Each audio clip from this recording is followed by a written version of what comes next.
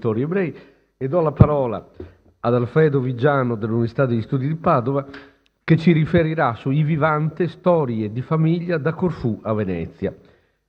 Prego. Un ringraziamento anche da parte mia doveroso agli organizzatori, alla professoressa Calabi che mi ha rivolto appunto personalmente l'invito, e un ringraziamento particolare e molto sentito ad Ina Vivante che mi ha introdotto nella sua abitazione e mi ha anche consentito di vedere le carte, le riproduzioni e anche gli appunti sui quali Cesare Vivante aveva raccolto nel corso della sua ricerca di una vita e per me è stato questo un momento di particolare non soltanto interesse di studioso ma anche di sincera emozione. Avevo conosciuto Cesare Vivante nelle nostre scorribande d'archivio e avevamo casualmente incrociato i nostri sguardi e le nostre esperienze di ricerca perché ignorando chi eravamo di fatto, studiavamo le stesse cose, venendo da domande differenti, e cioè lui intendeva ricostruire la storia secolare della sua famiglia, a me interessava ricostruire complessivamente, insomma, il rapporto, le tensioni tra Venezia e Corfù, tra Venezia e le isole Ionie, nella seconda metà del Settecento, anzi diciamo così dalla pace di Passarovitz nel 1716 alla caduta della Repubblica. Entrambi eravamo colpiti da un documento assolutamente straordinario, sì, dimmi più indietro, sì, da un documento assolutamente straordinario di cui dirò tra qualche minuto. La mia relazione potrebbe concludersi con il rinvio a tutti a leggere il libro di Cesare Vivante, La memoria dei padri, che è un libro per certi aspetti straordinario, non soltanto perché copre appunto un arco secolare tanto ampio, dalle prime testimonianze dell'archivio di Corfù, che registra la presenza di Vivante o Vivanti fin dagli anni 20 del Cinquecento fino praticamente ai giorni nostri. È un libro per molti aspetti che colpisce, non solo per la suggestione dei documenti e per l'ampiezza del respiro, ma anche per la cura, per la precisione del dettaglio, per l'assenza, voglio sottolinearlo apertamente, per l'assenza di ogni compiacimento, di ogni retorica, di ogni ammiccamento, tutte qualità negative, ovviamente, almeno per me, che molto spesso accompagnano la ricostruzione di storie di famiglia da parte di storici ingenui ma anche maturi. Quindi questo è un aspetto che è necessario sottolineare in questa sede, di un'assoluta trasparenza, per così dire, del dettato narrativo, di una densità che rende veramente affascinante questo libro. Questo per dire che il paragone tra quanto dirò io e quanto è scritto qui, nella memoria dei padri, è veramente un po' difficile e improbo e negativo per quello che mi riguarda. Proverò lo stesso a dire qualcosa.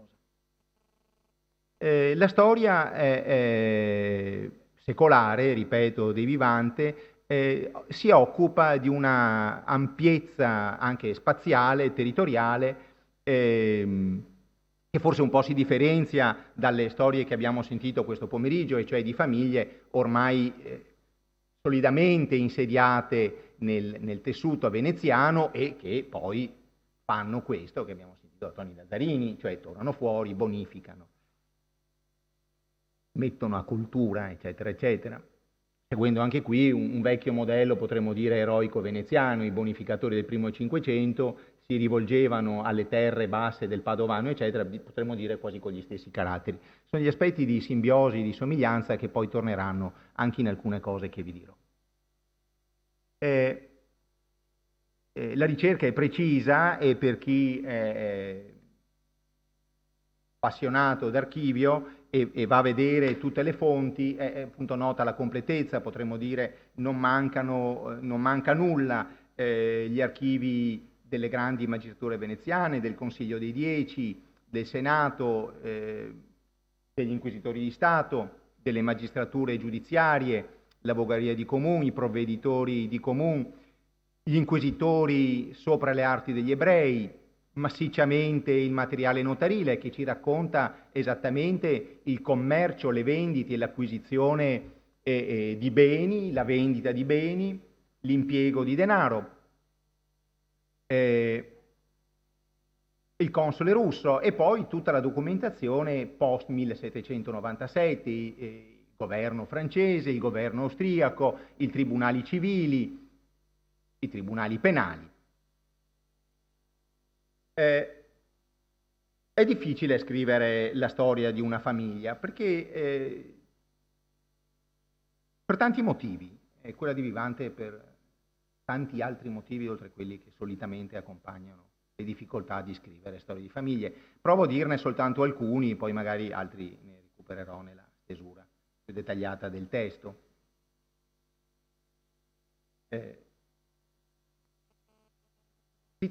Uno di questi motivi di difficoltà è appunto determinato dalla varietà degli spazi, degli ambiti territoriali in cui si insediano Vivante nel corso di questi secoli. Non è possibile scrivere la storia dell'inquietudine ed è difficile anche stabilire perché a un certo punto degli individui o dei ceppi familiari o delle coppie di amanti, come succederà in un caso celebre, a un certo punto decidono di, come avrebbe detto Meneghello, di spatriare, cioè di abbandonare le proprie radici, termine brutto che non mi piace, non so perché l'ho usato, ma insomma ci capiamo, il luogo in cui si è nati e in cui sono nati anche i nostri padri. Che cos'è che determina un vagabondaggio, uno spostamento nello spazio? Talvolta la necessità, le persecuzioni, certamente questo è un tema costante nella storia dell'ebraismo mediterraneo, è inutile sottolinearlo in questa sede. Ci possono essere anche altri motivi tipo economico, c'è il caso. Ed è per questo che è difficile fare la storia delle famiglie, perché noi saremo portati, per esigenze narrative, a tracciare, a ricostruire, a ricucire delle continuità, delle coerenze, per così dire, delle finalità. Invece molto spesso, come si sa, no? Perché tutti noi facciamo parte di famiglie e abbiamo storie di famiglie, in molti casi ci sono discontinuità, ci sono tensioni, ci sono conflitti, scarti, oblii. E questo crea un problema, diciamo, nella sede di una ricostruzione storica che vuole essere onesta e coerente. E Cesare Vivante fa i conti con questi buchi neri e con queste discontinuità con grande onestà. Ci sono altri motivi, la dispersione e la distruzione di archivi. Questo è particolarmente rilevante, ad esempio, per tutta la preistoria, potremmo così dire, forse anche la parte più interessante, ma lo dico solo qui tra parentesi, per la preistoria dei Vivante a Corfù, gli archivi notarili di Corfù hanno subito delle forti perdite determinate da terremoti, da spostamenti e da tante altre cose, quindi per alcuni periodi e per alcuni anni riusciamo a ricostruire quasi una quotidianità dei rapporti tra gli ebrei di Corfù e i greci di Corfù e i veneziani di Corfù, e per altri anni o magari per decenni nomi, cognomi, luoghi non compaiono più e non sappiamo più cosa sia. Un altro, l'abbiamo sentito anche in una relazione di poco fa, un altro problema è quello dei nomi. E qui è reso ancora più complicato perché non abbiamo soltanto la questione della traslitterazione o della traduzione o della metamorfosi di un nome e un cognome, come abbiamo sentito, dall'italiano alla lingua ebrea o a questa specie di dialetto, di lingua mista che si creava, che nelle isole Ionie crea un ulteriore motivo di complicazione, ma c'è anche il greco. E quindi questo veramente talvolta rende difficile, complicato, non soltanto perché ci sono le omonimie, i diminutivi, eccetera, eccetera, ma rende veramente difficile seguire e individuare con precisione i personaggi. Preciso.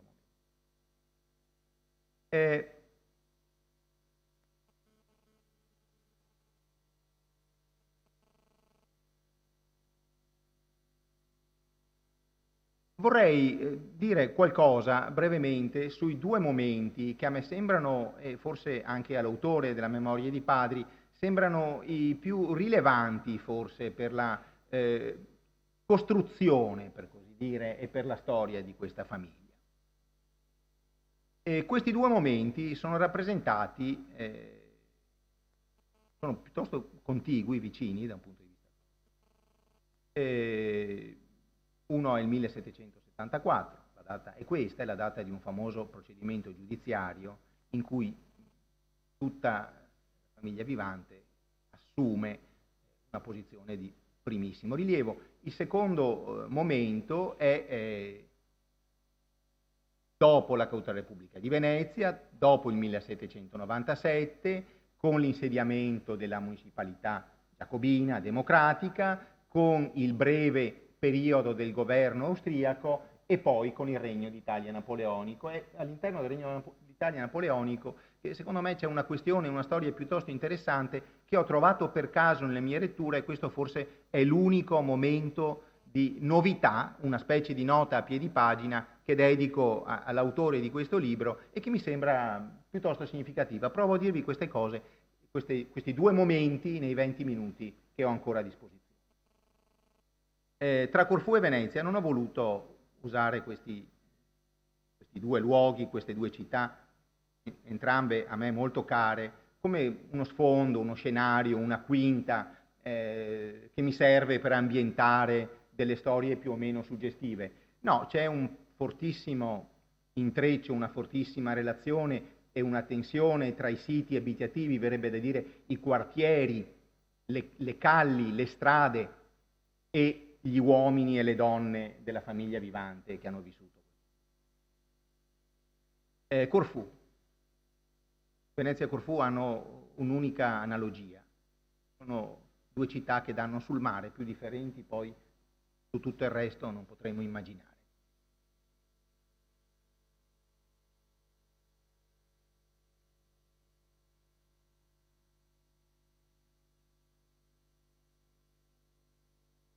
Corfù è governata, diciamo così, da un sistema di tipo politico-giuridico che potremmo definire di tipo consuetudinario. Esistono le leggi veneziane che talvolta si inseriscono, fanno aggio, modificano, cercano di colpire degli aspetti particolari della società locale, ma in realtà quello che governa l'isola è un sistema di norme scritte, accennate, lattamente potremmo definirle consuetudinarie. Non mi soffermo ampiamente su questo tema che è molto complicato e sarebbe noioso definirlo con maggior precisione, ma tanto per rendervi un po' più chiaro quello che voglio dire, a Corfù, ancora per tutti gli anni 60, 70, 80, 90 del Settecento, i rapporti di potere, quelle che un grande scrittore italiano, Antonio Gramsci, raccontava come i rapporti di forza, sono ancora attraversati dalla pratica diffusissima della faida. Siamo nell'età dei lumi, siamo nell'età della ragione, siamo nell'età del plaisir, va bene? Bene, a Corfù gran parte delle relazioni sociali sono ancora attraversate dal costume della faida e della vendetta. La troviamo ampiamente testimoniata nelle carte dei processi settecenteschi, tra i quali c'è anche quello di Rachele Spiridione Bulgari, di cui tra 2 minuti. Questo è uno degli aspetti. Ci sono delle città, ma sono delle finte città.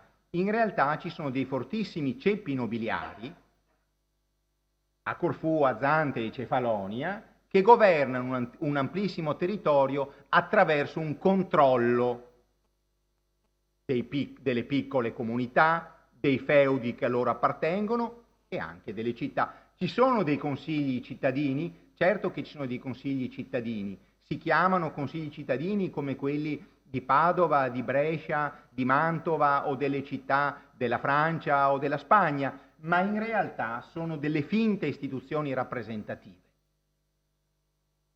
Quindi per questo dico quasi delle finte città. I confini tra città e contado, che caratterizzano la storia europea e anche la storia del Veneto, qui non ci sono. C'è una fortissima compenetrazione. Un altro motivo, e quindi contano le famiglie, ecco qui uno degli elementi, le famiglie allargate più che le istituzioni denominate con qualche termine astratto. Un viaggiatore curioso, un siciliano, che visita Corfù nel 1794, racconta questo episodio, ve lo leggo brevemente. Il corpo di San Spiridione non si possiede né da qualche chiesa né dal governo, ma da una famiglia particolare, quella dei bulgari. Questo corpo passa, dice Crofani, da padre in figlio, come un uliveto, come una vigna, due elementi che caratterizzano soprattutto l'uliveto, il paesaggio agrario della Corfù di allora, ed entra sino nei contratti di nozze, nei testamenti. Qui c'è un'ironia meridionale, illuministica, potremmo così dire, malgrado però sia così venalmente trattato, questo santo non lascia di far miracoli, i quali si convertono in una rendita considerabile per i suoi custodi. Fra tutti i santi della comunion greca, San Spiridione è il solo che faccia fortuna. Qui non è soltanto una descrizione che così a me sembra divertente, ma c'è un altro motivo che ci deve interessare. Qui viene citata, ve l'ho citata per la prima volta, una delle grandi casate, diciamo così, baronali, questo era il termine, feudali, che avevano in mano tutte queste questioni che vi dicevo, i consigli cittadini, il controllo dell'economia, della microeconomia, del traffico dell'olio, delle uve passe, delle elezioni, eccetera, eccetera, quella dei bulgari o dei vulgaris. Il secondo motivo è che creando una specie di stereotipo ironico, settecentesco, questo autore ci trasmette l'immagine di una realtà socio-costituzionale, di potere, perché questi fanno fortuna, perché hanno in casa il santo patrono, di fatto, no? Un'immagine che tende a sottolineare degli aspetti, potremmo così dire, di arcaismo, di primitivismo. Potrebbe dire quasi che siamo alle origini di un certo folklore ottocentesco.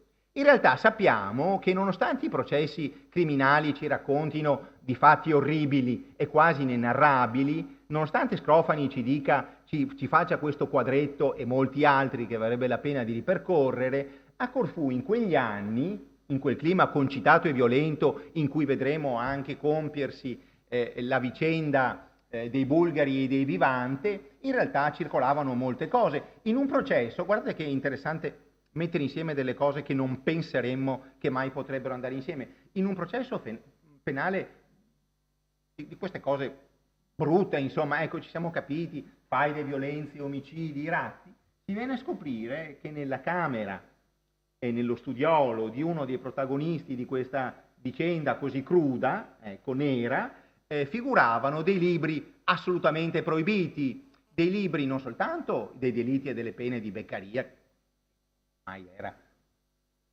quasi una lettura consentita, la censura chiudeva un occhio, si poteva leggerlo, ma figuravano dei trattati tradotti dal francese all'italiano di D'Holbach o di Lametrie, cioè i fondamenti dell'ateismo meccanicistico della Francia degli anni 80 e 90 del Settecento. Allora teniamo presente questa tensione tra arcaismo e curiosità nella comunità greca e, come vedremo anche adesso, nella comunità ebraica. La struttura fazionaria, dunque, queste famiglie grosse controllano un clan ramificato. I Macri, che sono una grande famiglia di Zante, ad esempio, controllano, oltre a tutto il commercio dell'isola, eccetera, anche una comunità che si chiama macriotica, e i contadini, quando vengono chiamati a testimoniare da un inquisitore generale, perché i macri ne hanno fatte di cotte e di crude, diranno: ma noi non possiamo testimoniare perché siamo tutti 350 i testimoni di questa comunità che vengono convocati, siamo tutti macri. Perché noi viviamo nel villaggio dei macri, un allargamento straordinario della nozione di parentela spirituale che sappiamo essere caratteristica della storia. E anche forzato, potremmo così dire. Ecco, questo per dirvi soltanto in modo un po' impressionistico il clima teso, ma anche straordinariamente suggestivo, nel quale si inserisce la prima vicenda, nella quale ci incontrammo e discutemmo con Cesare Vivante, e cioè quella del 1776. È un caso in cui veramente le carte d'archivio vincono e suggestionano più di ogni altra lettura di invenzione, Guerra e Pace compreso, potremmo così dire. È una vicenda straordinaria. Rachele Vivante, figlia di Rachele, uno di questi rami della famiglia Vivante, era sposa promessa ad un cugino, ad un cugino. Evidentemente qui c'è un discorso che dovremmo fare, è una ricerca che si dovrà compiere più ampia, sempre se gli archivi corfioti e veneziani lo consentiranno, per cogliere le reti e i legami che mettono insieme una comunità molto articolata. E a un certo punto, e per vari motivi, se leggessimo o vi dovessi raccontare nel dettaglio questo processo, non finiremmo entro la mezzanotte. E a un certo punto questa giovanissima donna, giovanissima per noi, per quell'età forse la cosa era un po' meno sconvolgente, cioè 14enne, viene rapita da un componente di questa grande famiglia che detiene il corpo di San Spiridione dei Bulgari, che a sua volta, sappiamo dal processo, si era promesso con una giovane donna greca. Il caso inizialmente è simile a molti altri, non è l'unico caso di matrimonio misto, ma viene complicato proprio come quando si getta un sasso in acqua e l'onda si allarga. Il caso risulta estremamente complicato perché, come in acqua, come una valanga che si crea, piano piano diventa veramente corale. I Vivante sporgono una denuncia per ratto, stupro, violenza, interviene la forza pubblica,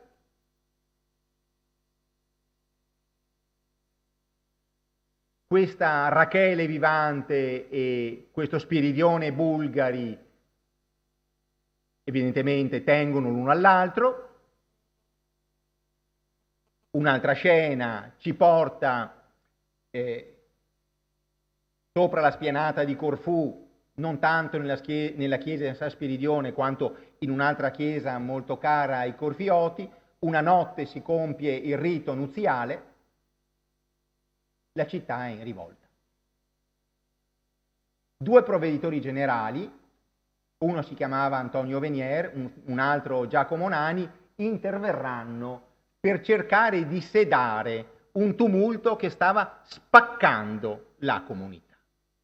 La vicenda esistenziale dei due protagonisti si mescola dunque ad una crisi profonda, una crisi di legittimità delle due famiglie, una crisi di legittimità del sistema di potere e di governo veneziano. È un caso, per così dire, esemplare di quei rapporti di forza e di quella imprevedibilità della politica e di quell'intreccio tra vicende private e vicende generali di cui vi dicevo. Vi ho detto rapita, anche qui lasciamo perdere tutte le definizioni giuridiche e giudiziarie. Che cos'è il ratto in una società di antico regime? I giuristi tendevano a distinguere: c'era un ratto violento quello che cioè non prevedeva il consenso della donna, e un ratto, noi potremmo dire così, un rapimento che potremmo definire consensuale. Naturalmente l'approccio e l'avvicinamento e il trattamento in tribunale di questi due tipi di fattispecie delittuosa.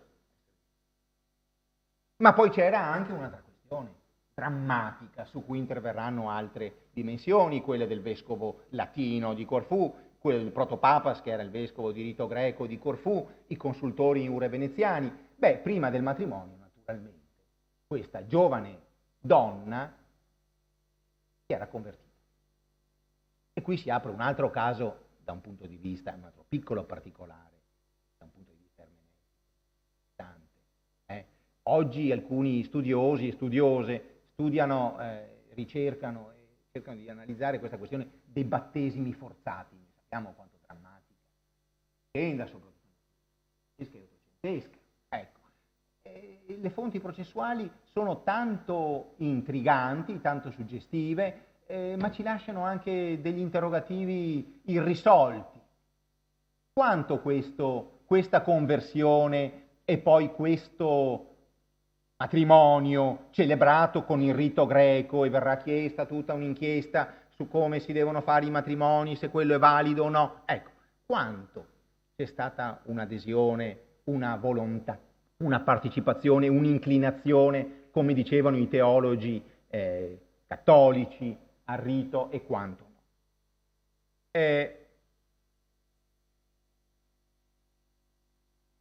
I due prenderanno la via di Venezia, uno andrà a Trieste, le loro vite poi si intrecceranno e poi si scioglieranno nel giro di pochi anni. Rachele Vivante viene interrogata nel corso e poi rilascerà un'altra dichiarazione verbale scritta e poi interverrà di nuovo da Venezia. Vi leggo solo un breve passo della sua deposizione. So che la prima cosa che mi chiesta, so che la prima dimanda fattami dal vicario della Chiesa greca fu se voleva farmi cristiana e se lo facevo di mia libera volontà. Dimanda che in prosecuzione mi fece altre 2 o 3 volte e gli risposi sempre di sì. Mi dimandò anche se volevo farmi del rito greco e gli risposi pure di sì. Disse esso religioso delle orazioni, che io non so, e qualcosa disse anch'io, insegnatami quella mattina, ma che io non ho memoria, perché né prima né dopo le ho più sentite. In altri passi delle testimonianze e anche delle parti, molti insisteranno sull'ambiguità di questa disposizione, ma si può veramente ritenere valido un rito cui una delle due parti non conosce le formule o non le comprende bene? Il processo si aprirà anche su questo, come sulla partecipazione poi di gran parte dell'alta media società di Corfù, e finirà in un primo momento con una specie di conciliazione. Poi, se vi interessa, vi dirò qualcosa. Il secondo documento, lo segnalo solo brevemente, è un documento del 1806. Si tratta dei Vivante che ormai si sono insediati a Venezia. Sì, mi scusi, non sente, prego, mi scusi. Dei Vivante che si sono ormai insediati a Venezia. Ho trovato questa traccia non per ora in un testo d'archivio, ma in una celebre raccolta di casi giudiziari che il più grande intellettuale italiano, e forse non solo italiano, dell'età napoleonica, esperto di diritto amministrativo e di politica in generale, si chiama Giandomenico Romagnosi, una grande raccolta di casi discussi di fronte al Consiglio di Stato, che Giandomenico Romagnosi ha raccolto e che ha pubblicato per far capire a quelli dei tribunali civili, penali, amministrativi disposti sul territorio italiano cosa si dovesse fare. Sono dei casi clamorosi, importanti. Sentite che tipo di intreccio si stabilisce tra i Vivante, ora di Venezia, non più di Corfù, e gli eredi della tradizione veneziana. Si fanno sempre i conti su queste queste cose anche post-evento, un po' post-caduta della Repubblica. Vi dico soltanto anche qui la vicenda, lasciando da parte tutti gli aspetti più tecnici. Siamo nel 1807. I protagonisti di questa causa giudiziaria, che va dalle istanze di base fino al Consiglio di Stato, sono i Vivante e i Corner di Venezia. Questo è il ramo importante dei Corner. Era una famiglia, come dicevano i veneziani, papalista, filo-pontificia e straordinariamente ricca. Poi Sullam, diciamo così, del tempo di più. E allora, questo è un caso, ve lo dico in breve, si discuteva su alcune possessiones, alcuni beni immobili situati nel territorio veronese. Nel 1797 le truppe francesi, le truppe di Napoleone Bonaparte, avevano occupato anche quel territorio. I beni dei Corner erano stati confiscati, come facevano i napoleonici, erano stati confiscati per ragioni di approvvigionamento del governo centrale della città di Verona, e nel mese di settembre quei beni, quelle possessioni erano state poste all'incanto, erano state vendute. Le avevano acquistate per la cifra di 400.000 ducati i Vivante. Era successo che la pace di Campoformio o Campoformido, aveva creato un'ulteriore complicazione. Questi Vivante hanno sempre a che fare con i confini materiali, confini spaziali, confini culturali, e anche qui c'è un confine. La città dell'Adige, lo sappiamo, viene spaccata in due, metà è francese e metà è austriaca, e sarà così fino al 1806.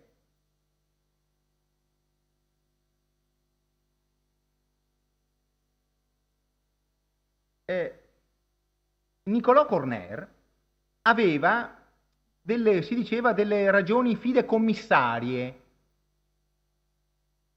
Noi sappiamo cos'è il fidecommesso nel diritto veneziano, il diritto di trasmettere in eterno, potremmo così dire, permettetemi la semplificazione, l'asse patrimoniale compatto di generazione in generazione.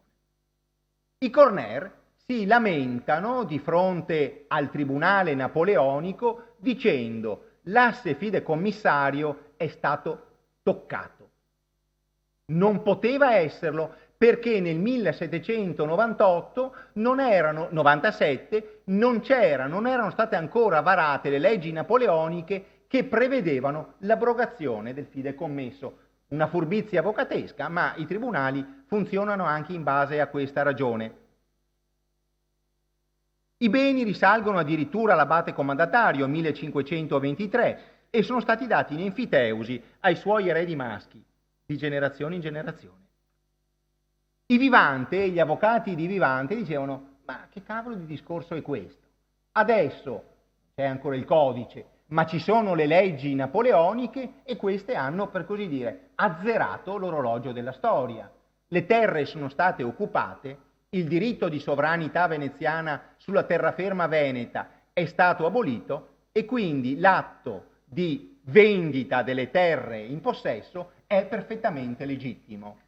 I Vivante, oltre che a riflesso fideicommissario tipico della loro eredità secolare, cercavano di introdurre in tribunale anche un'altra piccola questione. Dicevano: noi siamo veneziani, siamo eredi della nobiltà veneziana e quindi il nostro processo, come si faceva in antico regime, anche se con qualche discussione anche lì, deve essere portato a Venezia. E invece i Vivante, pienamente ormai integrati culturalmente nell'ordine morale, nell'ordine costituzionale napoleonico, dicevano: no, il processo deve essere fatto all'interno del territorio in cui i beni stavano, e cioè il processo deve essere fatto di fronte alla Corte di Giustizia di Verona. Sono altre vicende abbastanza curiose di questa intricata causa civile, meno cruenta di quella settecentesca, ma altrettanto interessante. Alla fine il Consiglio di Stato, che doveva stabilire sia l'oggetto della causa, la qualità della causa, cose complicate, se era di diritto amministrativo, se era di diritto penale, eccetera, eccetera, darà ragione ai Vivante.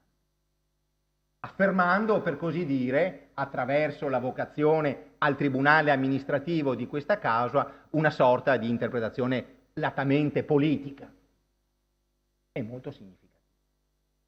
Ecco, volevo mettere all'ordine del giorno anche questa piccola vicenda che si intreccia a una storia tormentata, controversa, difficile della famiglia all'inizio del XIX secolo. Io spero che l'apertura degli archivi veneziani, adesso sono aperti anche gli archivi della Giudecca,